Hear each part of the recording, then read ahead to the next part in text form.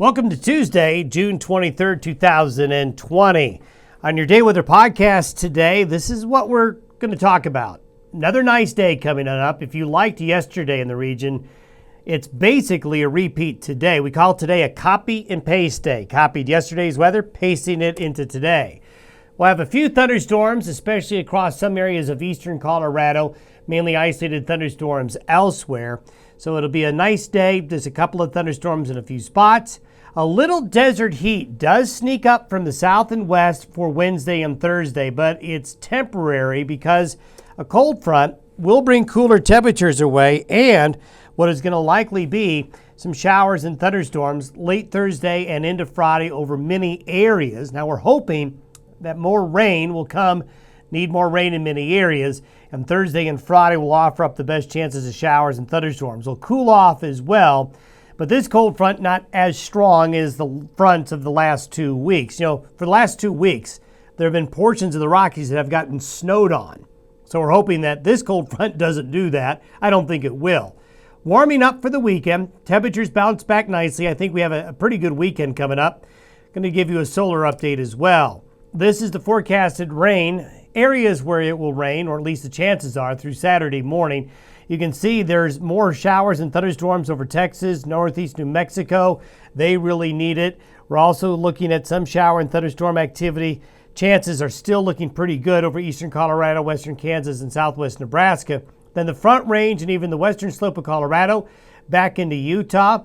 This pattern of showers and thunderstorms right here, mainly due with that Pacific cold front that's coming, and most of this right here is in the Thursday-Friday time frame as that front comes on in. So there is going to be a fairly good chance of showers and thunderstorms Thursday and Friday. We're hoping that central Wyoming here can get some rain, as well as parts of the Bighorn Basin. I think there's some chances that measurable rain in some of the dry areas possible.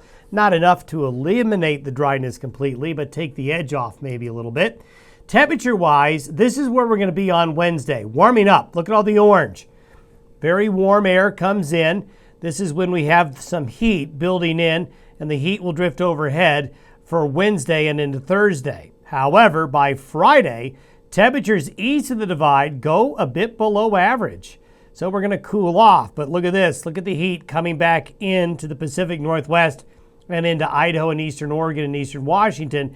And this air will slip in for the weekend. So temperatures cool off late Thursday into Friday, but they go right back up. There's Saturday's temperatures, there's Sunday's temperatures, so it's going to be warming up for the weekend. But you probably noticed the blue and the purple sneaking in up here. So yes, another Pacific trough is going to move into the Pacific Northwest right at the end of June and into early July. That probably is going to come into the Rockies again. So we're still kind of having a tug of war. There's still going to be some ups and downs. Temperatures by next Wednesday, this is for July 1. July could be off to a bit of a cooler start in the western United States, and that will probably coincide with an increasing chance of showers and thunderstorms as well, right as we go into the new month. Jet stream-wise, the upper level pattern looks like this. We have a nice trough of low pressure into the Great Lakes and Midwest. You can see that the wind flow aloft is from the Pacific Northwest. This is why temperatures are going to be really comfortable here again today. By Thursday, we have a trough and a cold front sliding through. So this is going to bring some showers and thunderstorms, and we may on Thursday and into Thursday night and Friday have some strong to severe thunderstorms in this area here. We'll need to watch this for Thursday and Friday for some strong thunderstorms. By Sunday, we have high pressure building up here. Another trough coming to the Pacific Northwest, but see the southwest winds coming up. So by the weekend, we do warm up before this guy arrives right around Wednesday and Thursday of next week, cooling us off. And you can see that trough by the end of next week settling into the northern and central Rockies, and that's going to bring better shower and thunderstorm chances to this area here, while the heat goes into the Corn Belt by the 4th of July. Maybe the corn will be knee-high by the 4th of July with some of that heat coming into the Corn Belt while we cool off the middle of next week out west.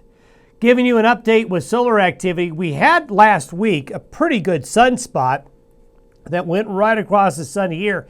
It was actually the biggest sunspot in a long, long time.